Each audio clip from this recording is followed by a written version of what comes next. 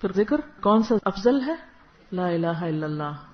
پھر بہترین نیکی بھی یہی ہے، لا الہ الا اللہ. پھر فرمایا سب سے افضل نیکی سبحان اللہ و بحمدہ سبحان اللہ العظیم کلمتان حبیبتان الی الرحمن خفیفتان علی اللسان ثقیلتان فی المیزان سبحان اللہ و بحمدہ سبحان اللہ العظیم. پھر لا الہ الا اللہ وحدہ لا شریک لہ لہ الملک و لہ الحمد وہو علی کل شیء قدیر. پھر قرآن کا افضل حصہ سورۃ الفاتحہ ہے. سب سے بڑی آیت آیت الکرسی ہے. سب سے افضل تعوذ نبی صلی اللہ علیہ وسلم نے فرمایا کیا میں تمہیں تعوذ کے سب سے افضل کلمات کے بارے میں نہ بتاؤں جن سے تعوذ کرنے والے یعنی پناہ لینے والے پناہ لیتے ہیں؟ میں نے عرض کیا یا رسول اللہ کیوں نہیں؟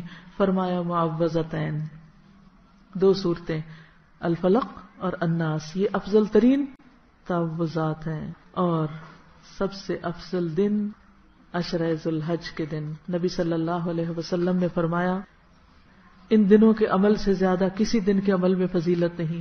پوچھا گیا جہاد بھی نہیں؟ فرمایا نہیں، ہاں جو شخص اپنی جان و مال خطرے میں ڈال کر نکلا اور واپس کچھ نہ لایا.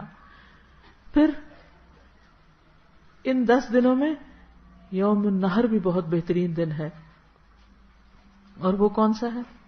10 ذی الحج. اس کے بعد یوم القر ہے، ایام تشریق شروع ہو جاتے ہیں. اور پھر پوچھا گیا دن کا سب سے افضل ترین حصہ؟ فرمایا رات کا آخری